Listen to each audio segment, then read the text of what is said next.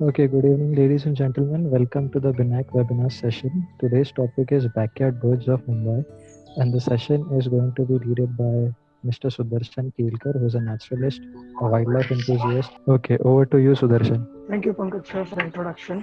Hello guys. So normally हम बहुत सारे बर्ड्स देखते हैं और बहुत सारे लोग ऐसे होते हैं जिनको बर्ड वॉचिंग करना होता है पर उनको मौका नहीं मिलता। तो हम कहाँ से स्टार्ट करें, कैसे स्टार्ट करें? हमको तो बर्ड्स पता नहीं होते, क्या क्या यूज करना है बर्ड वॉचिंग के लिए। तो हम इस सब पे आज बात करेंगे। तो हमने एक छोटा सा प्रेजेंटेशन रेडी किया है।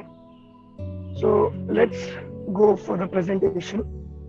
As you can see, the first is backyard birds of Mumbai, जिसमें आप स्पैरो दिख रहा है आपको, जो नॉर्मली आपके घर पे आता जाता रहता है, बट हम जल्दी उनको पहचान नहीं पाते। कोई कोई होते हैं, कोई उनको हम उसको चिमनी बोलते हैं या चिड़िया बोलते हैं, बट इसका एक्चुअल नेम है house sparrow. So will move for the next slide. So let us discuss what are birds. जैसे लास्ट सेशन था मैमल्स के ऊपर, सो वैसे ही बर्ड्स को भी जानना जरूरी है। समथिंग दैट फ्लाइज, अभी इंसेक्ट भी फ्लाई करता है, तो वो बर्ड्स तो नहीं होगा ना। तो birds that has a body, उनको फेदर्स होते हैं, उनको बीक होता है। हर एक बर्ड्स का अलग अलग बीक होता है, वो हम बाद में डिस्कस करेंगे। Something that flies, those who have beaks, those who have hollow bones, which makes them easier to fly, those are called birds. And you can see feathers as well. The whole body is covered with feathers. Can we go for the next slide, please? As you can see, the hollow bones, इनके bones बहुत खोखले होते हैं। जैसे हमारे में bone marrow होता है, इनके अंदर बहुत कम होता है या फिर ना के बराबर होता है। इसी की वजह से वो उड़ पाते हैं। और बोन्स हॉलो होने की वजह से उनमें एयर होता है। जहाँ पे आपको फुल हॉलो दिख रहा है, वहाँ पे एयर भरा होता है, तो वो उड़ पाते हैं। easier makes them easier to fly. So can we go for the next slide, please? I was on the slide where you can see the forelimbs are converted into the wings, so they can fly, and they do have legs. And in legs they have claws. Some birds, the claws are necessary to catch the prey, like birds of prey like eagles, harriers and all. So moving on to the next slide, bird life of Mumbai. So in Mumbai, how many birds do we see? So let's go for the common birds, what commonly we see around us or near our house or near our home. So the first bird is pigeon. Pigeon तो सब जानते हैं, कबूतर बोलते हैं इसको, और इसको पहचानना ज्यादा मुश्किल भी नहीं होता। आप देख सकते हो इसको, आपके खिड़की में या फिर एसी के वॉल्ट में आके बैठा रहता है और हमेशा एक कॉल देते रहता है, गुटरू गुटरू गुटरू। ये इनका कोड लैंग्वेज होता है। ये ज्यादा लाउडली बात नहीं कर सकते, इसीलिए एकदम कोड लैंग्वेज में बात करते हैं, इसीलिए गुटरू गुटरू यही आवाज में आपको दिखाई देगी। और इनके एक गले पे जो मेल होता है, इनके गले पे ये जो आपको मेटालिक ग्रीन कलर दिखता है, इसी के वजह से ग्रीनिश ब्लू कलर, इसी वजह इनको दूसरा नाम भी है। इसको कॉमन पिजन भी बोलते हैं और ब्लू रॉक पिजन भी बोलते हैं, because of this blue colour and the Rocky colour on their body. So moving on to the next slide, please. Oh, the next bird. You can say this bird is the most annoying bird. ये bird को दूसरे कोई ज़्यादा पसंद आते नहीं है। और you can say these are the most intelligent bird in bird species. One of the most intelligent bird. These are known as house crows. अभी crow तो यहाँ पे बहुत सारे दिखते हैं। यहाँ पे दो तरह के अलग अलग crows हैं। So अब इसमें distinguish कैसे करूँ? जो ऊपर वाला है, जो नॉर्मली आपके घर के आसपास में दिखता है, और जो नीचे वाला है, द डाउन वन, इस इंडियन जंगल क्रो। ये पूरा काला होता है, खास करके ज्यादा जंगलों में रहता है और बहुत धूप से था, इसीलिए पूरा काला हो गया। और ऊपर वाले के इसमें थोड़ा ग्रेइश पैच है, सो you can identify easily this a Housefull.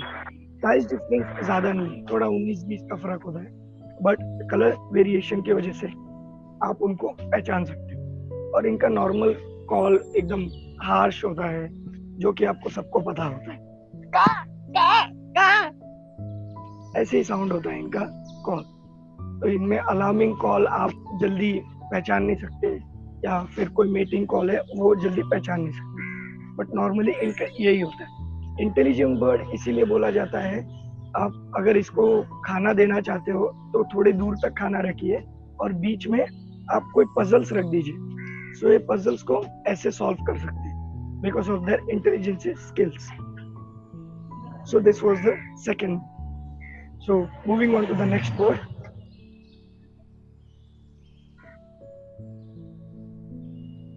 Oh wonderful. जैसे हमने फर्स्ट स्लाइड में देखा, sparrow, this is called house sparrow. इसमें दो पिक्चर्स बताए हुए हैं। सो वन इज फीमेल, जो छोटे पिक्चर्स में है वो फीमेल है, और मेल जो बड़े पिक्चर में है। मेल और फीमेल में यही डिफरेंस है, मेल थोड़ा दाढ़ी मूंछ वाला है और फीमेल विदाउट मेकअप की एकदम डल वो बैठी हुई नॉर्मल। सो एनिमल किंगडम में एक है कि फीमेल्स एकदम डल होती है और मेल्स बहुत ब्राइट और बहुत अच्छे दिखने वाले होते हैं। रीजन ये होता है कि फीमेल्स को अपने यंगर वंस को केयर करना पड़ता है, सो वो जल्दी अट्रैक्टिव नहीं हो सकते। जैसे अगर इफ वो अट्रैक्टिव हो गए तो बर्ड ऑफ प्रे जैसे ईगल्स या दूसरे बर्ड्स होते हैं वो इनको जल्दी आके खाएंगे और इनकी दावत हो जाएगी, यार फीमेल भी मिल गए उसके साथ उसके बच्चे भी मिल गए। सो दैट्स व्हाई नेचर ने इनको फीमेल को बहुत डल बनाया है विदाउट मेकअप, और मेल्स को मेकअप और अच्छा खासा अच्छा एकदम सुंदर बना है। सो this is house sparrow. House sparrow normally seeds और आपके कोई भी फ्रूट्स खाते हैं और इंसेक्ट्स भी खाते हैं कभी कभार, अगर ये सब आप उनको मिला नहीं तो। हाउस स्पैरोस बहुत कम होते जा रहे हैं because of the recent studies, not only because of that, other reasons are also there. Habitat loss हो रहा है और दूसरा मोबाइल टावर्स की वजह से। सो वो सब हम बाद में डिस्कस करेंगे उनके थ्रेट्स के बारे में। So let's move on for the next bird. Wow, this is awesome. Next bird is मैना। मैना को इंडिया में अनडाइंग लव और प्यार का सिंबल माना जाता है, जो कभी मरता नहीं है, ऐसा माना जाता है। मैना और एक और बर्ड है जिसको किंग अलेक्जेंडर ने लाया था इंडिया में, ऐसे जीतते जीतते कॉन्कर करते करते अलग अलग कंट्रीज एंड ऑल, सो वो इधर भी आया था। सो मैना को आप कैसे पहचानोगे? एक सुपरमैन जैसा मास्क पहना हुआ है, जैसे कि आप देख सकते हो, बीक से लेके एकदम आई लोस तक उसने येलो कलर का मास्क पहना हुआ है, ब्लैक हेड, और इसके एकदम बाल एकदम पीछे, अगर आप गौर से इसको जूम करके देखोगे, ये हेयर एकदम कोम करके एकदम पीछे से मस्त स्टाइलिश। दिस इज मैना। You can also call them as a most annoying bird। इनको और कुछ काम रहता नहीं है। ये नेस्ट नॉर्मली ब्रीडिंग सीजन में एक ही यूज करते हैं, बट दूसरे कोई नेस्ट बनाए नहीं, इसीलिए पूरे अपने एरिया में, टेरिटोरी में सारे और भी नेस्ट बना के रखेंगे ताकि वहाँ पे कोई आए नहीं। और अगर किसी ने गलती से वहाँ पे आ भी गए तो उनके अंडे जाके गिराएंगे, खामखा उनको परेशान करेंगे। इनको बहुत मस्ती रहती है। ये मैना बर्ड है और नॉर्मली इनका बहुत हार्श कॉल रहता है। So moving on to next birds, black kite. ये ब्लैक काइट खामखा बदनाम है कि इसको ईगल बोला जाता है, लेकिन ये ब्लैक काइट है। अगर आप इसको गौर से देखोगे, ईगल और ब्लैक काइट में बहुत डिफरेंस है। ईगल बहुत बड़े होते हैं, उनके विंग्स ब्रॉड होते हैं और ये बहुत स्लेंडर होते हैं। ब्लैक काइट्स का बॉडी बहुत स्लेंडर पतला सा होता है, बैठेंगे तो आपको लगता है ईगल है, लेकिन आप ध्यान से देखोगे तो ये ब्लैक काइट है। इनको घार भी बोला जाता है। खाने में ये स्कैवेंजिंग करते हैं। ये ज्यादा स्मोक और फायर की तरफ ज्यादा अट्रैक्ट होते हैं। क्यों? क्योंकि जैसे स्मोक या फायर होता है तो वहां से इंसेक्ट्स बच निकलने के लिए ट्राई करते हैं और तभी ये जाके इंसेक्ट्स को पकड़ लेते हैं। और ये हमारे भवंस नेचर एडवेंचर सेंटर में भी पीसीटीवी बोलते हैं। ऐसी एक चीज छोड़ी नहीं होगी इसने जो लेके नहीं गया होगा। यह सब चीज लेके जाता है, मोबाइल, आपका खाना तक चुरा के लेके जाता है। इसको आदत पड़ गई है उस चीज की, बाकी कुछ नहीं। बट नॉर्मली वाइल्ड में देखोगे तो ऐसा कुछ नहीं है। So moving on to the next bird, कोयल. वाह, कोयल को इंडिया में बहुत सारे पोएट्स अपने पोएम में लिखते हैं, राइटर्स. इनको बहुत सारा सम्मान मिला गया है कि ज़्यादा से ज़्यादा कोयल की मीठी बोली, ये क्योंकि इनका जो कॉल होता है वो बहुत सुंदर और बहुत मधुर होता है. जैसे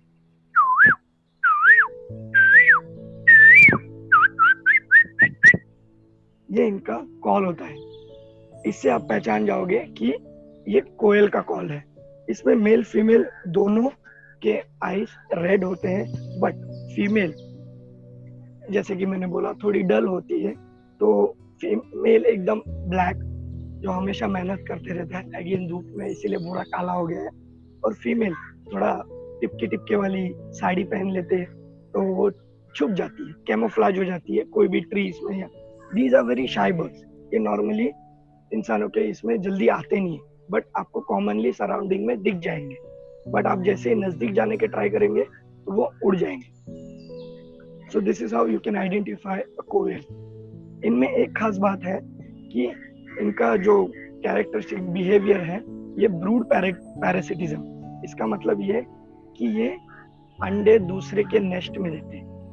अभी यहाँ पे इनको एक सिखाया जाता है बच्चों को, लाइफ इज अ रेस. अगर तुम भागोगे नहीं तो कोई तुम्हें कुचल कर आगे निकल जाएगा, जैसे वायरस ने कहा था. तो अंडे, ये जो फीमेल होती है, ये जो अंडे को मिमिक करती है. नॉर्मली इनका होस्ट होता है क्रो. क्रो के नेस्ट में ये अपने अंडे देती है. ये कैसे देती है?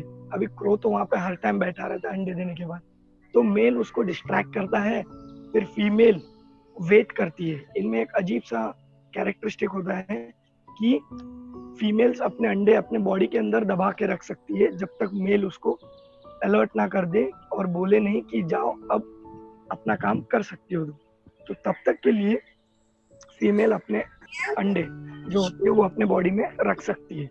सो जैसे ही उसको सिग्नल मिलता है वो जाके अंडे रख देती है. और उसी की वजह से वो मिमिक भी करते हैं. जब तक वो बड़े नहीं हो जाते बच्चे, तब तक क्रो उनको फीड करते रहते हैं, और जैसे बड़े हो जाता है वो उनको भगा देता है और वो अपने आप ही भाग जाता है. So moving on to next bird, rose ring parakeets. Normally इनको सब पैरेट्स ही बोलते हैं, बट नो, इंडिया में सिर्फ एक ही जगह पैरेट मिलता है, वो है Kerala. And those parrots are known as vernal hanging parrots. Rest all are parakeets. अब पैरेट्स और पैराकिट्स में आप कैसे डिफरेंशिएट करोगे? It's very simple. अब जिसका बॉडी के हिसाब से उसकी टेल बहुत बड़ी हो, the tail is longer than its body, those are parakeets. और जिसकी टेल बहुत छोटी होती है उनके बॉडी के कंपैरिजन में, उनको पैरेट्स बोलते हैं. बीक्स दोनों के सेम ही होते हैं. वो फ्रूट्स खाते हैं तो फ्रूजीवरस है, तो उनके बीक्स में कुछ डिफरेंशिएशन नहीं मिलेगा, बट उनके बॉडी और टेल में डिफरेंशिएशन मिलेगा. उससे आप आइडेंटिफाई कर सकते हो. बट नॉर्मली इंडिया में बहुत अलग अलग टाइप्स के parakeets. So one is rose ring parakeet. Rose ring parakeet में उसके नेक पे रोजी कलर का रिंग होता है, so that's why it is known as rose ring parakeet. And the other one is Alexandrine parakeet. It is known after the king, as I told you, King Alexander. उसने लाया था, इसीलिए उसका नाम Alexandrine parakeet है. But differentiation, अगर दोनों आपको नाम में कंफ्यूजन है, सो डिफरेंशिएशन इज मोर, और एक थोड़ा सा डिफरेंस है. अगर आप Alexandrine parakeet को देखोगे तो उसके शोल्डर पे एक रेड कलर का पैच है, और आप उसमें देखोगे रोज रिंग पैराकिट में वो फुल ग्रीन कलर का बॉडी है और एक रोजी रिंग है. That's the only difference between them. So moving on to the next bird, night watchers. Normally आपको ये नाइट वॉचर्स जल्दी दिखेंगे नहीं. इसके लिए आपकी विजन बहुत अच्छी होनी चाहिए, या फिर आपके पास कोई अच्छा बाइनॉक्स होना चाहिए, या आपको उनके कॉल पता होने चाहिए.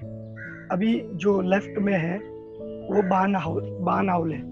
बान आउल का आपको कॉल बहुत, आउल्स के नॉर्मली कॉल बहुत डरावने होते हैं, जब हम जंगल में बोलते हैं कि भूत आया या फिर बहुत अजीब अजीब आवाजें होती है, वो नॉर्मली आउल्स के कॉल होते हैं। सो आउल्स के कॉल एकदम हार्श होते हैं, बहुत डरावने। अगर आप कभी सर्च भी करोगे तो आउल्स के कॉल इतने डरावने होते हैं कि कोई अच्छा खासा इंसान भी डर जाएगा। जैसे बान आउल का कॉल है, ये बान आउल का कॉल होता है नॉर्मली। और स्पॉटेड आउलेट्स बहुत छोटे होते हैं। आउल बड़े होते हैं और आउलेट्स बहुत छोटे होते हैं। इनका बॉडी साइज ही उतना होता है। स्पॉटेड आउलेट्स आपको जल्दी कभी दिखेंगे नहीं नॉर्मल सराउंडिंग में। स्पॉटेड आउलेट्स के लिए आपको कोई सूखा पेड़ या बड़ा सा कोई क्रिवाइसिस उसमें देखना पड़ेगा, तब आपको जाके स्पॉटेड आउलेट्स दिखेंगे। और उसके लिए भी जब तक आपकी विजन अच्छी नहीं हो तो वो दिखेंगे नहीं। वो इतने अच्छे से कैमोफ्लेज होके बैठते हैं कि वो जल्दी दिखते नहीं। दीज आर नॉर्मली नॉक्टर्नल, वो रात को ही हंट करते हैं और ज्यादा डे में आते नहीं है। डे में वो सो जाते हैं नॉर्मली, अनलेस उनको कौवे परेशान ना करें। मैंने कितने बार देखा है कि बंच ऑफ क्रोस इसको हमेशा परेशान करते रहते हैं। कोई भी बड़े से बड़ा बर्ड हो या छोटा बर्ड हो, क्रो हमेशा सबको परेशान करते हैं। सो बार्न आउल को आप कैसे पहचानोगे अगर दिखेगा तो? ये नॉर्मली पूरा व्हाइट कलर में होता है, थोड़ा ब्राउनिश शेड होता है और इसका मुंह एकदम चपटा, जैसे कहीं जाके टकराया हुआ, और हार्ट शेप में होता है कभी कभी। सो बार्न आउल को आप ऐसे पहचान सकते हो। स्पॉटेड आउल बहुत छोटे छोटे होते हैं, अराउंड 15 सेंटीमीटर के इतने बड़े होते हैं अप्रोक्सीमेटली। और इनके जो आप आंखों के ऊपर देख सकते हो जूम करके, वो वाइट ब्रॉड और स्पॉट्स बहुत होते हैं। सो that's how you can identify the spotted owlet. Spotted owlet normally families में ही रहते हैं। उनकी एक बड़ी सी फैमिली और कॉलोनी होती है और उसमें वो किसी को एंटर करने नहीं देते। So moving on to next word. Okay, this is oriental magpie robin. ये आपके यहाँ पे आते जाते रहता है नॉर्मली। ऐसा हो ही नहीं सकता कि ओरिएंटल मैगपाई रॉबिन सुबह सुबह आपको उठाए नहीं। मेरे यहाँ पे तो रोज उठाता है मुझे, 4-5 बजते ही इसका गाना चालू हो जाता है। इसको गाना बहुत अच्छा लगता है और ये हमेशा this bird is known as for the singing bird. ये हमेशा गाते आपको सुनाई देगा। इसके अलग अलग कॉल्स होते हैं, कोई स्पेसिफिक कॉल होता नहीं। गाने के टाइम पे इसके बहुत सारे कॉल निकलते हैं, मीटिंग कॉल्स अलग होते हैं। अगर आप इसको पहचानोगे कैसे? ये बहुत नॉर्मली 10 सेंटीमीटर का बर्ड होगा। ये अपनी टेल को हमेशा वैग करते रहता है, उड़ाते रहता है। जैसे उड़ते रहेगा वैसे उड़ाते रहेगा। और ब्लैक कलर का फुल बॉडी, फीमेल थोड़ी डल होती है इसमें, और जैसे कोई बनियान पहन के ब्लैक कलर का कोट पहनता है वैसे ये बर्ड दिखेगा आपको। ये हमेशा इधर उधर आपको दिखते रहेगा। Moving on to next bird. Oh, coppersmith barbet. आपको कॉपरस्मिथ तो पता ही होगा, कॉपरस्मिथ क्या करते रहते हैं। सो इसी के नाम पे इनको नाम दिया गया है, कॉपरस्मिथ बार्बेट। इसको बर्ड ऑफ द मुंबई भी बोलते हैं बिकॉज ऑफ दिस अपीयरेंस। अब इसको पहचानोगे कैसे? आपको क्या होता है, इसका आइडेंटिटी खोया रखा है तो ये क्या करे, इसीलिए कहीं जाता है तो सिंदूर लगा लेता है अपने ऊपर, और इतना सिंदूर लगा लेता है कि इसका पूरा सर लाल लाल हो जाता है। जो एक चुटकी सिंदूर और ऊपर से पूरा ग्रीन जैकेट। ये हो गया कॉपरस्मिथ बार्बेट। अब दिखेगा तो नहीं जल्दी आपको, तो आप इसको ढूंढोगे कैसे? आपको सराउंडिंग में एक आवाज रोज आएगी, जैसे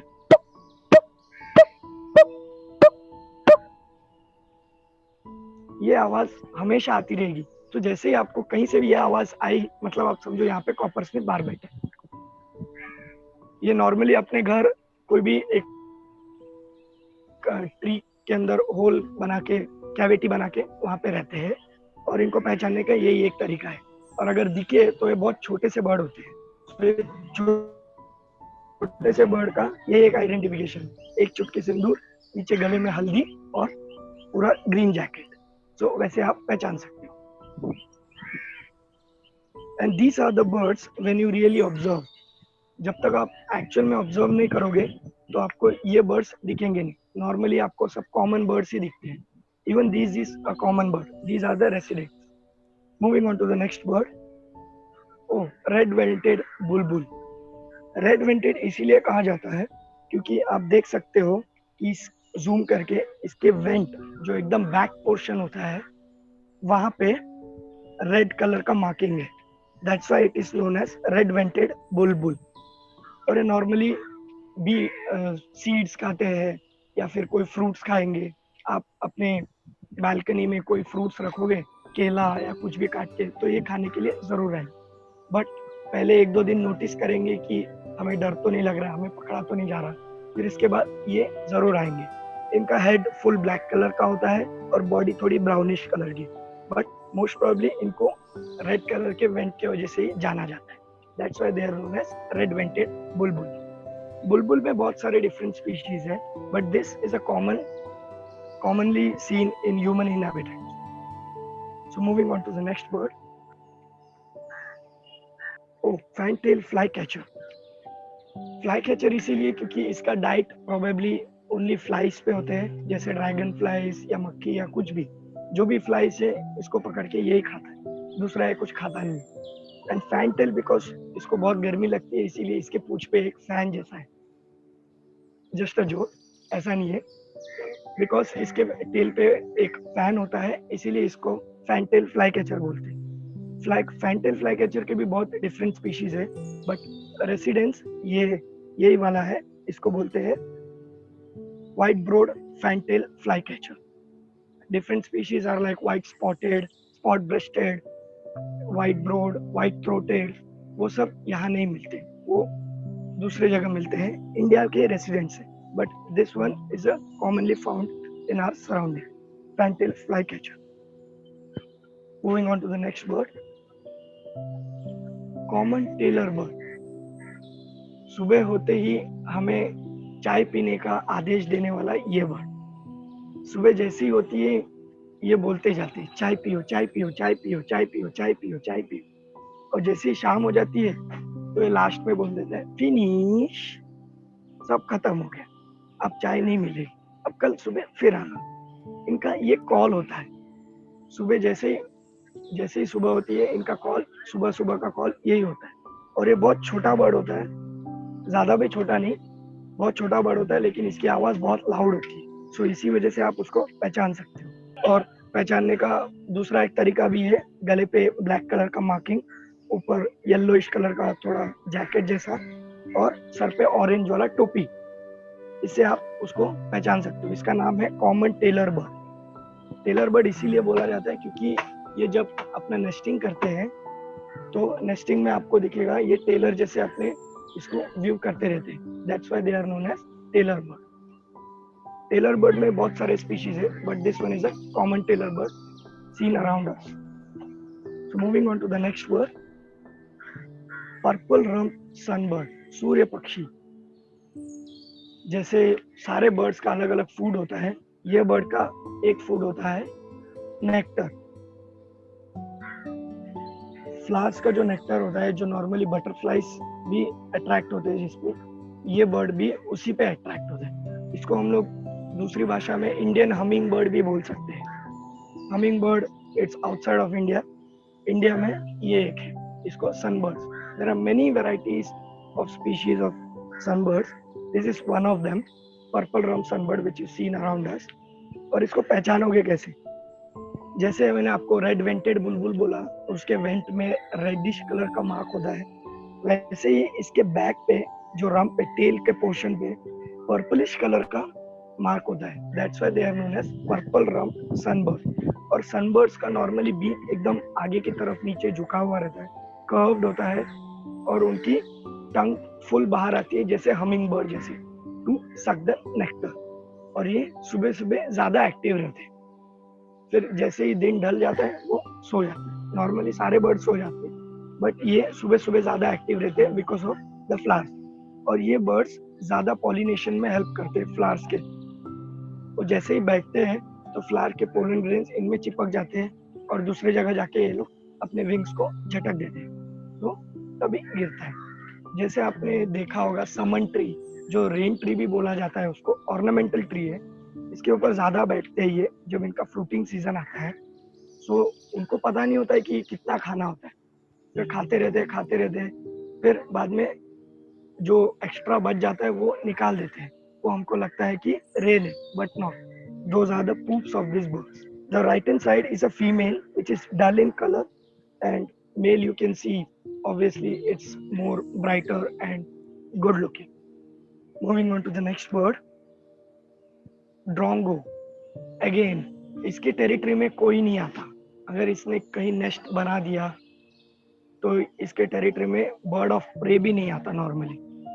ये इतना परेशान करेंगे, उनको मारेंगे कि वो सामने वाला भाग ही जाएगा, इसीलिए इनको किंग ऑफ क्रो भी बोला जाता है. क्रो तो परेशान करते ही है, बट ये अकेला ही सब पे भारी होता है तो बहुत छोटा लेकिन सब पे भारी. इसको पहचानोगे कैसे आप? इसके ऐसा लगेगा कि एक छोटे से बर्ड पे किसी ने फिश की टेल चिपका दी हो. Not all drongos are like this, but normally most of the drongos इनका यही अपीयरेंस है, फिश की टेल चिपकाई हो ये है, और ये पूरा काला होता है, ब्लैक ड्रोंगो. अगर आप डिफरेंट ड्रोंगोस देखोगे तो उनके अलग अलग होते हैं, but drongos are the very good mimickers. ये इतने साउंड मिमिक कर सकते हैं कि आप सोच भी नहीं सकते. एक मेरे सर है जिन्होंने खुद रिकॉर्ड किया है racket tail drongo, that's a forest species.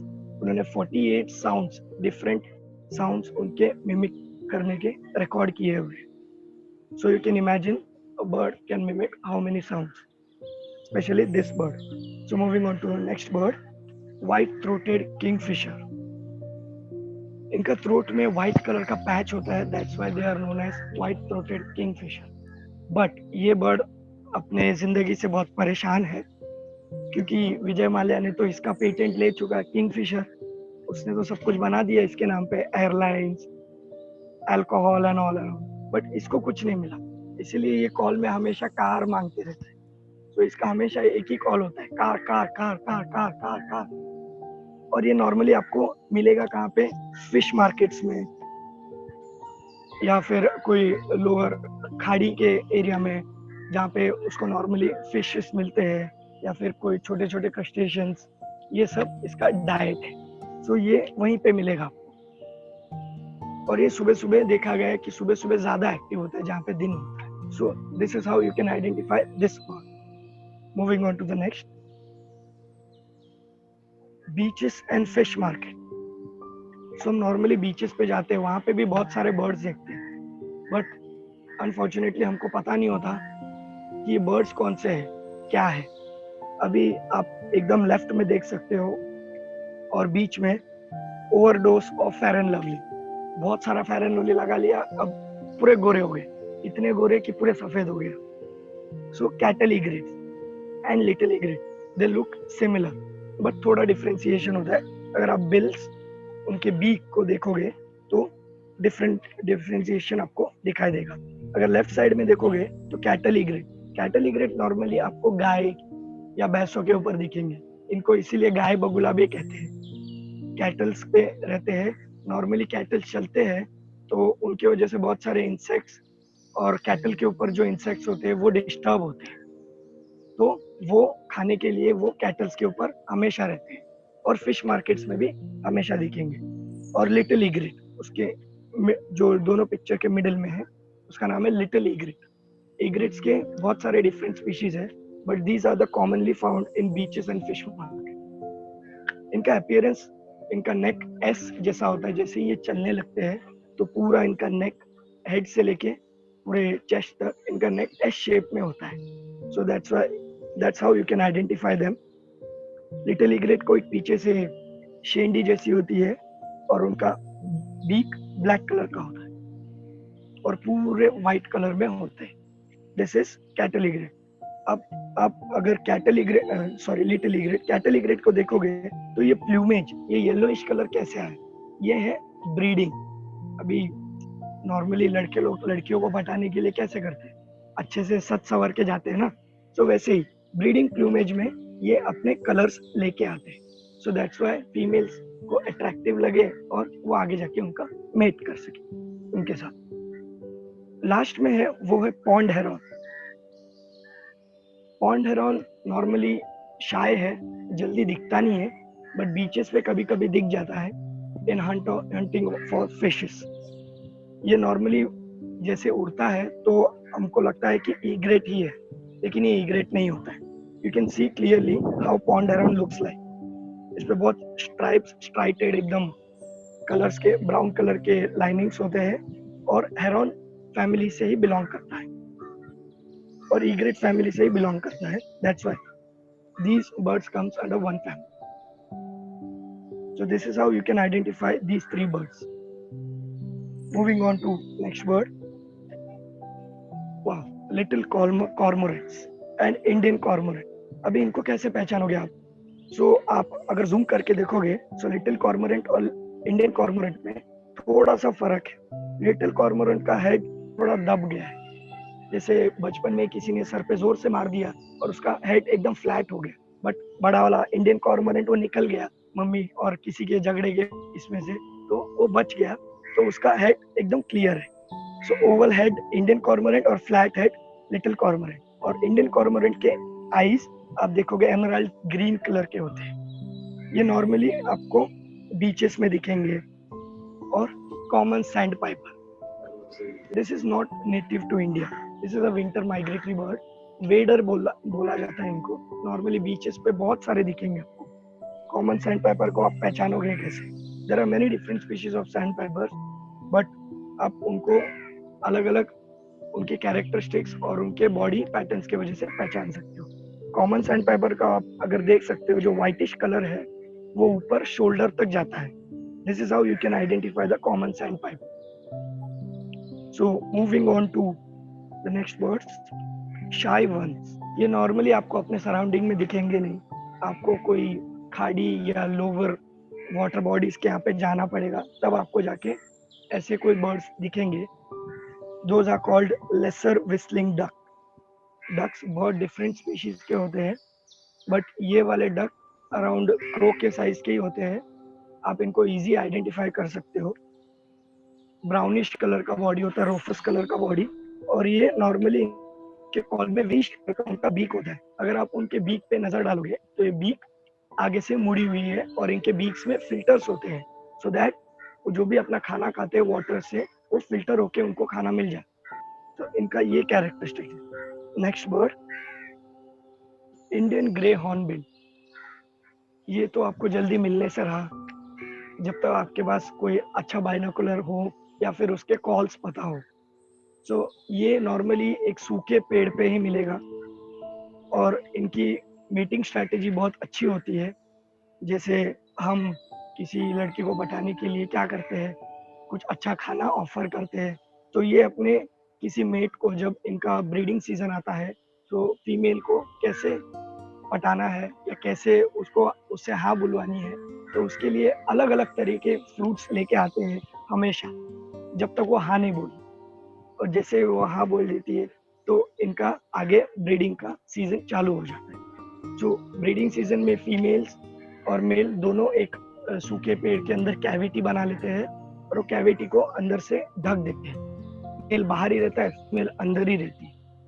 So female का एक ही जरिया होता है खाना लेके आना और खाना खाने का और बच्चों को खाना दिलाने का, वो है mail.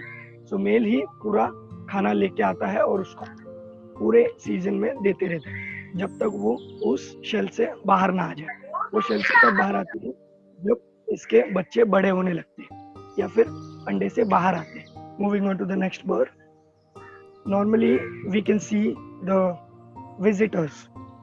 Now which are the visitors we saw? Those are gulls. आपने कभी आप सी शोर साइड जाओगे, एकदम रिमोट एरियाज में या फिर बहुत अलग जो ह्यूमन हैबिटेट से दूर होते हैं, तब आपको सी गल्स दिखेंगे। नॉर्मली आप वसई साइड या भूईगांव साइड जाओगे तब आपको ये सब दिखेंगे। Sea gulls are the winter migratory birds.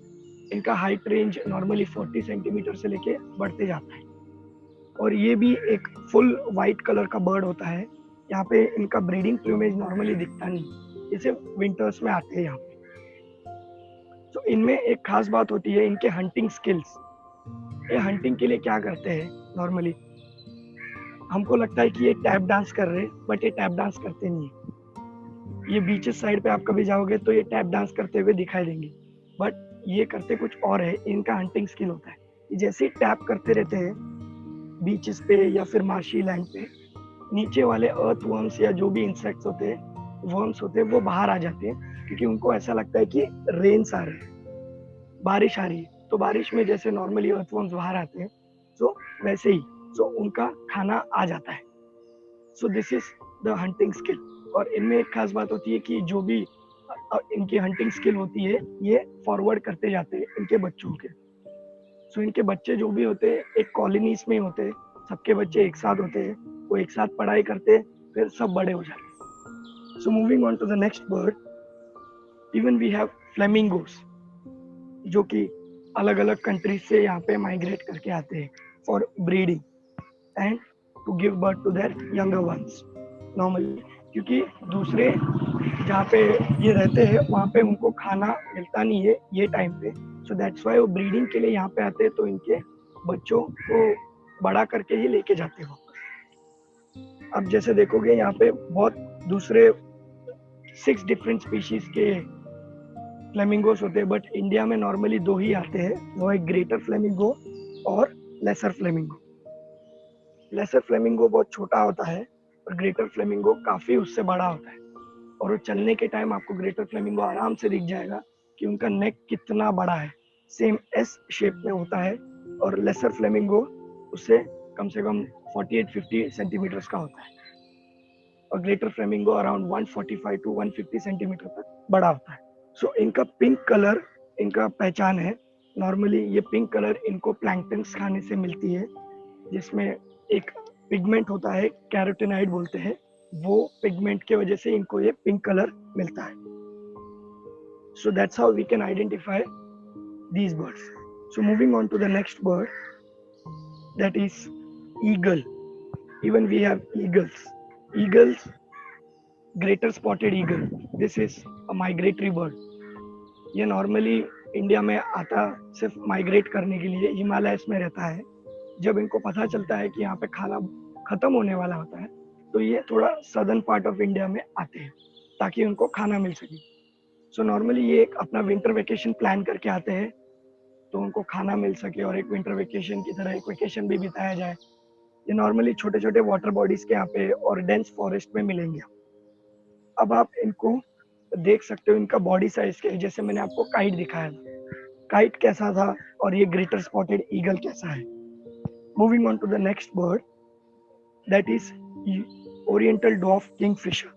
Oriental dwarf kingfisher, जैसे मैंने आपको व्हाइट थ्रोटेड किंगफिशर बोला, वैसे ही एक माइग्रेटरी बर्ड है जो साउथ ईस्ट एशिया में या श्रीलंका में से आता है माइग्रेट करके यहाँ पे, normally for breeding and give birth to their younger ones, और फिर वापस चले जाता है। सो ओरिएंटल डॉर्फ किंगफिशर बहुत कलरफुल बर्ड होता है, बहुत प्यारा बर्ड होता है। इसके डाइट में नॉर्मली सब लिजर्ड्स या क्रस्टेशियंस, फ्रॉग्स, छोटे छोटे फ्रॉग्स को ये सब खाता है वो, और फिशेस। ये डेंस फॉरेस्ट में ही मिलेगा आपको, जल्दी बाहर आपको दिखेगा नहीं, ये विजिटर है। और इसमें आप देखोगे तो इसमें 7 डिफरेंट कलर्स होते हैं, या more than 7 different colour, approximately I can count is 7 different colours in their body. इनको ब्लैक बैक किंगफिशर भी बोला जाता है क्योंकि इनका कभी कभी बैक ब्लैक होता है। So moving on to next bird, you can see this again. अभी दोनों बर्ड में से एक बर्ड अलग है, हमको लग रहा है कि दोनों बर्ड एक जैसे है, but no, the right one which came right now, that is harrier, marsh harrier, and the previous one was a greater spotted eagle. दोनों माइग्रेटरी है। ग्रेटर स्पॉटेड ईगल हिमालय से माइग्रेट करता है, और यूरेशियन मार्श हैरियर और western Marsh Harrier ये Eurasia से migrate करता है। यूरेशिया में यूरोप और एशिया के बॉर्डर पे जो कंट्रीज होते हैं, ये वहाँ का है, वहाँ से यहाँ पे माइग्रेट करता है। So as you can see, इसमें सेक्सुअल डायमॉर्फिज्म अच्छे से दिखता है। सेक्सुअल डायमॉर्फिज्म मीन्स मेल अलग और फीमेल अलग होती है। फीमेल चॉकलेटिश ब्राउन कलर की होती है, but male bit brownish colour का होता है, सर पे थोड़ा एक गोल्डन पैच जैसा होता है। So that's how they look like. और इनको आप नॉर्मली मार्शी लैंड में देखोगे या फिर कोई रिवर स्ट्रीम या वाटर बॉडीज के नजदीक। इनका जो डाइट होता है, जो छोटे मैमल्स होते हैं या छोटे बर्ड्स, अंडे या स्नेक्स, यही सब खाते हैं. So this is how you can identify the Western Marsh Harrier and Greater Spotted Eagle. So moving on to the next, I guess this is all we have, the common birds we can see around us. Now let us see what are the threats to these birds, all birds which we have. As you can see, the last year 2019 बहुत ज़्यादा बारिश होने की वजह से bird जो migrate करते हैं वो बहुत कम माइग्रेट हुए थे. इस तरफ माइग्रेट हुए ही नहीं क्योंकि उनको खाना मिला ही नहीं. ज़्यादा बारिश थी, prolonged rainfall. This is because of the pollution जो हम क्रिएट करते हैं, ह्यूमंस. ग्रीडी इन नेचर, उनको कुछ बोला भी नहीं जा सकता, जितना बोलो उतना कम है, और बोलने पे सुनते भी नहीं है. सो थ्रेट्स आर पोल्यूशंस और हैबिटेट लॉस. तो नॉर्मली मैंने जैसे बोला, स्पैरो का हैबिटेट कैसे लॉस हो रहा है. हम लोग मोबाइल टावर्स लगाते तो है, बट मोबाइल टावर से उनका जो मैग्नेटिक फील्ड और उनके जो माइग्रेशंस होते हैं वो प्रोपोर्शनल होते हैं. जैसे हम मोबाइल टावर लगा देते हैं बहुत सारे, सो वो जो रेडिएशंस आते हैं इनमें, उसके वजह से वो सब डिस्टर्ब हो जाता है और वो अपना माइग्रेशन ढंग से कर नहीं पाते, यहाँ से वहाँ जा नहीं पाते. सो दैट्स द रीजन उनका हैबिटेट फॉर लॉस हो जाता है. Only not only the mobile towers, but there are many other reasons because they got the habitat loss. So how can we control all these threats and habitat loss? So you have to plant more trees, more plants. अब obvious है कि मुंबई में इतनी जगह बची नहीं है कि हम नया झाड़ या नया ट्री लगा सकें. So क्या करोगे आप अपने बालकनी में, या फिर आपके पास अच्छा टेरेस है बिल्डिंग पे, so आप वहाँ पे अच्छे बर्ड को अट्रैक्ट करे और बर्ड्स वहाँ पे आए, फीड करे. नॉट बिग बर्ड्स, बट छोटे बर्ड्स तो आ ही सकते हैं. बिग बर्ड्स के लिए फॉरेस्ट हैबिटेट लॉस को हम जितना हो सके रोक सकते हैं. और आप अपने बालकनीज में छोटे छोटे कॉटन्स रख सकते हैं, जो उनके नेस्टिंग मटेरियल से वो रख सकते हो. जैसे आप जूट या फिर गनी बैग्स के छोटे छोटे रस्सी वो सब रख सकते हो. प्लांट टूट्स तो उनको नॉर्मली यहाँ वहाँ से मिल जाते हैं, बट जूट्स और गनी बैग्स उनको बहुत ज़्यादा अच्छे लगते हैं, वो उनके नेस्टिंग मटेरियल में काम आते हैं. सो वो सब आप रख सकते हो. जैसे स्पैरो को अपना नेस्ट बांधना हो तो ये सब इजी मटेरियल अवेलेबल होगा, तो वो आते रहेंगे, वो बर्ड्स आपको दिखते रहेंगे. एल्स आपको वो बर्ड्स जो दिख रहे हैं वो भी नहीं दिखेंगे. वाटर, नॉर्मली समर सीजन में उनको वाटर बहुत कम मिलता है. ह्यूमन हैबिटेट्स में हम पानी बहुत ज़्यादा वेस्ट करते हैं नॉर्मली, तो थोड़े बर्ड्स के लिए भी आप रख सकते हो एक प्लेट में, या फिर जैसे यहाँ पे बताया गया है आपके बालकनी में छोटे से कटोरे में आप पानी रख दो, तो बर्ड्स आके वो पीते रहेंगे. और उनको अगर चाहिए तो वो और भी बर्ड्स बुलाएंगे. अगर आप कुछ भी नहीं रखोगे तो सेम हैबिटेट लॉस वो आएंगे ही नहीं वहाँ. अगर आप देखना चाहते हो ये सब कर सकते हो. So these are the ways you can conserve them, their habitats, and if you want to see those birds you can do all those things. So I guess thank you so much. This is all information we had with us. So if you have any questions, I'm waiting for your questions, will be answered. Or if you have more questions, you can mail us on bhavansnack@gmail.com. Thank you so much. Okay, thank you Pankaj sir. so much, sir, for the session. It's wonderful knowing that what birds we have in our backgrounds, and good to know about them, and something, like we can do more for them. The first question which we have here was, how many types of species are there of crows? Crows. Yes. Okay, in India, normally Indian jungle crow, house crow, there are around more than 10 species of crows we have all over India. But crows you can find in every continent, every corner of this planet. Okay. So you can see that more than 10 species of crows are there. Okay, sir, one more question. How do you differentiate between a spotted owlet and a jungle owlet? Okay, wonderful question. Since they are So confusing in a lot of ways, so how do you differentiate them? Okay, so normally spotted owlet आपको human habitats में दिख ही जाएंगे, but jungle owlets आपको normally jungles में जाके ढूंढना पड़ेगा. जंगल में आपको दोनों मिलेंगे, बट स्पॉटेड आउलेट्स का आपको बोला बहुत सारे ज्यादा स्पॉट्स होते हैं, और जंगल आउलेट्स में इतने आपको स्पॉट्स मिसिंग दिखेंगे, और उनमें स्ट्राइटेड लाइंस दिखेंगे आपको जंगल आउलेट में. सो that's how you can identify them. और अगर आप बर्डिंग में जाना चाहते हो, बर्ड वॉचिंग में जाना चाहते हो, so I advise you to get a field guide with you. So it's very easy to differentiate any bird if you find any unusual bird that you haven't seen so far. So it's very easy to differentiate if you have a field guide or you have an expert with you. Okay, thank you so much, sir. This is all we had for questions. Thank you so much for giving us this wonderful session here today. Thank you everyone for attending this session. I hope you guys enjoyed this session, and please leave us our feedbacks on the mail of Bhavans nsc@gmail.com. If you have more questions or you want to give us a feedback or you want to know about the future sessions also, keep waiting. Thank you so much. You can log out from the session. Thank you.